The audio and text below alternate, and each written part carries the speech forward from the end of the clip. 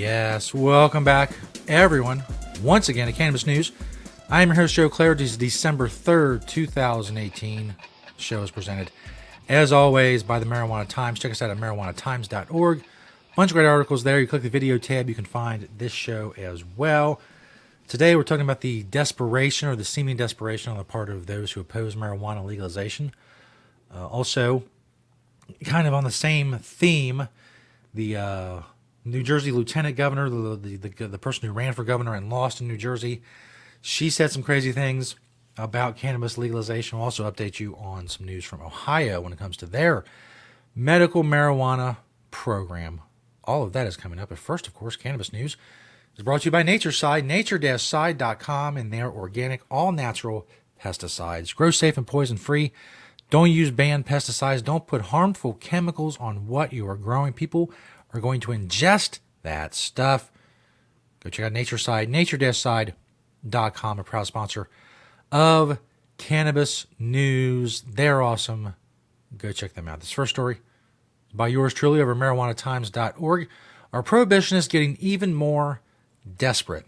Now, you can go read the article, obviously, on marijuanatimes.org, and it's linked in the description of this video, as are all stories that I talk about. This particularly, this subject came to me because of something that a Reverend Gregory Seal Livingston of New Hope Baptist Church said. It's a church in Illinois. He's against marijuana legalization. They're talking very seriously about legalizing recreational cannabis through the legislature sometime next year in Illinois. And obviously, Reverend Livingston is not a fan of this idea. And he said he's against legalization because it will lead to marijuana companies, quote, pimping black and Hispanic people. Now, something I don't get to in the article, but something that's bothered me since I read the story last week. He's using the word, I believe he's using the word pimp, or pimping in this case, wrong. If marijuana companies were pimping black and Hispanic people, wouldn't they be forcing those people to sell marijuana the way a pimp forces a woman to sell marijuana, and he or she, whoever the pimp is, pimp or madam, whatever, gets a cutback for your protection. You know the pimp-prostitute relationship. It's not. I think what he meant to say was like he believes marijuana companies would be targeting black and Hispanic people. They're trying to sell them something. A pimp's not trying to sell a prostitute something. He's getting the prostitute to sell someone else something. And I know it seems like a nitpicky thing, maybe, but it's bothered me. It's been in my head, and I can't get out of my head until now. If you want to comment on the comments, as we comments are for comments. Maybe I'm wrong. Maybe he's correctly using the word pimping. I don't think he is. In any case, I think what he meant was marijuana companies will be targeting black and Hispanic people, which of course implies that black and Hispanic people, more so than white people, are susceptible to marijuana advertising and the supposed harms that come with marijuana. Seems oddly racist to me, but that's not my place to say. And I know one of the arguments is, well, a lot of these dispensaries and these retail shops end up in lower income neighborhoods, which tend to be minority neighborhoods in larger metro areas. And there's a lot of reasons for that, besides demand. There is zoning restrictions and the like. But as I point out in the article, who's out there saying that we don't want more jobs in our neighborhood? I mean, who goes out and says, no, retail shops and then medical marijuana dispensaries that are going to create jobs and people are going to be employed, like right here in their neighborhood where they live? That's crazy. That's crazy. We don't want that.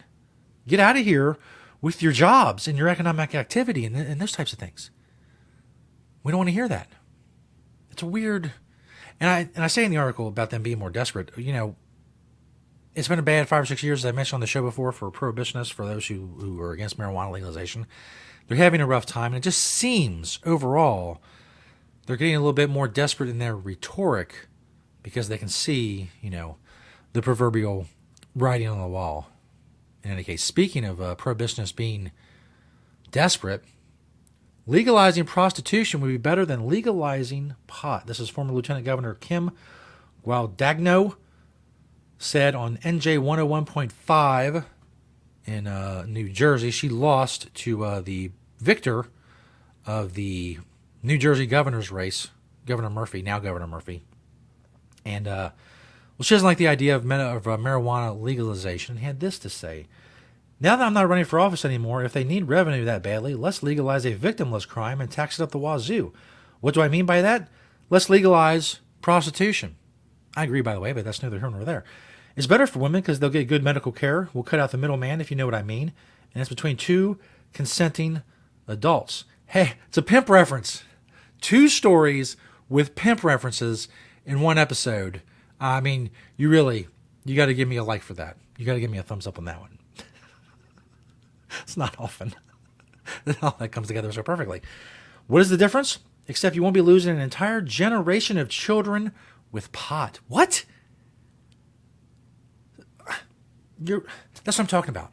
The rhetoric is ridiculous. Losing an entire generation of children to pot because it'll be legal, as opposed to the way it is now, where kids can get it easier. It makes no sense. It makes absolutely no sense. There's no other way to put it. And it's not even a thing. How do you lose an entire generation? She means all of these kids will be dumber and not have the educational opportunities and won't go to school, and they'll stay at home on the couch. All the children. They're not doing it now, even though marijuana is plentiful and easy to get for someone who doesn't have an ID, because they don't need an ID, because drug dealers don't check IDs. So, suddenly with legalization, well, there goes the whole generation of kids. It's so, the desperation in these things is crazy. My main problem with this story and what she says is that whatever argument you make for legalizing prostitution is the same argument for legalizing marijuana. Whatever argument you make against legalizing prostitution is the same argument against legalizing marijuana. They're together. They're both victimless crimes. They're both between consenting adults. They both have no. They're not infringing. Do not involve the infringing of the rights of anyone else. They're just 2 different things being sold. One's marijuana, one's sex. They're 2 different things, but the argument for legalizing one is the same argument as legalizing the other. Now, of course, she went on to clarify she doesn't believe prostitution should be legal, but she thought she was making some sort of brilliant point of why marijuana shouldn't be legal, when she made no point really at all. It's not a brilliant point, because she's acting like legalizing prostitution is different than legalizing marijuana.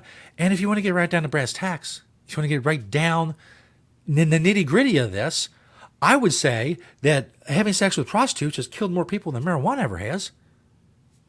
But I'm sure she patted herself on the back, and her handlers were like, yeah, that was a great point. Oh, can't believe you're not governor. You should have made that point during the campaign. It would have swung everything for us. They're the same. Legalize prostitution because it's a victimless crime. Yes. There's no rights being infringed. Same thing with marijuana. There's no rights being infringed. It's consent. It's the key. Consent. You force someone to have sex, it's rape. You force someone to smoke a marijuana joint, it's assault, I assume. I don't know. I don't think it's ever happened in the history of anything. But you get the point. It's legal, consenting. No rights are infringed. Those are the basics. Now, I said, if she tweeted that out, she would have got like 500 likes and 800 retweets, and would just said, "Oh, I'm brilliant. I'm brilliant." So social media has done to people. They say something stupid, and a couple people pat them on the back, and they say, "Well, I'm convinced, everybody. Look at me. Look at me, killing it. Killing it out here with my pithy comments." No. And now your state's legalizing marijuana because you lost to the guy who wants to legalize marijuana. So there you go. That's how the cookie crumbles. Boy, I'm full of cliches and sayings today and phrases. I don't know why. It's one of those days. This last story is from Cincinnati.com. Ohio medical marijuana patient registry opens in anticipation of first sales. Now, if you haven't been following the saga that's been going on in Ohio, there's been some delays, much like other states, like recreational in Massachusetts and medical marijuana in Florida. In Ohio, there's been some delays. Things are supposed to get kicked off September 8th. It's obviously past September 8th, so that didn't happen. Anyway, the state medical board told physicians Monday they can now register patients with one of 21 qualifying medical conditions and their caregivers through the state's online registration system. For thousands of Ohioans, the registry opening marks the end of years of waiting for the state's medical marijuana program to start. It means dispensaries will open soon. But when the state's first dispensaries open in the coming weeks, there won't be much marijuana on the shelves, and it will go quickly. It's just a repetition of what we've seen in just about every legalizing moment. The moment the sales began, there's not a lot, and it'll go quickly, and then it'll have to wait for more and have to wait for the supply to catch up to the demand. The registry was supposed to open in July, but was put on hold because state licensed growers were still several months away from their first harvest. Now there are some who are nearing their harvest, but not many. So far, 2 small-scale growers have already harvested their first crops, and 1 large-scale grower will harvest in the next couple of weeks. 13 of the 27 licensed cultivators have passed final inspections and can grow marijuana. One of the 56 state licensed dispensaries had a final inspection on November 21st, but has not yet passed, meaning there are no legal dispensaries that can open right now. All marijuana flower and infused products have to be tested for purity and potency by an independent lab, but none have opened yet. So what is grown can't be tested yet, and there's nowhere to sell it. But they have started at least the patient registry. So when these things do happen, when the growing goes to the testing and goes to the shops, then you have a qualification. You can get registered with your physician, and then there'll be some maybe on the shelves somewhere, and you may have to wait. But it's something. I'm not going to sit here and pretend that it's status quo. It's some step forward. And as you know, we can talk about how slow the steps are, and believe me, they're really slow in some cases. But a step forward is a step forward, because if you stop taking step forwards, and that's it. You're standing still. Wow. Write that down. Write that down. That's a quote. Attribute that quote to me. If you stop taking steps forward, you're standing still. I'm going to leave you with that. I can't top that today. Thanks, everybody, for checking out Cannabis News. Thank you for liking and sharing and commenting on the videos. Make sure you subscribe on YouTube and Vimeo. And if you want the audio-only version of the show, you can subscribe on Apple Podcasts, marijuanatimes.org. Check us out there. Thank you to Natureside, nature-side.com, and their organic, all-natural pesticides. Thank you for watching and listening. And remember, if you're not taking steps forwards, take 2. Hold on. Time out. Take 2. Remember, if you're not taking steps forward, you're standing still. See y'all next time on Cannabis News.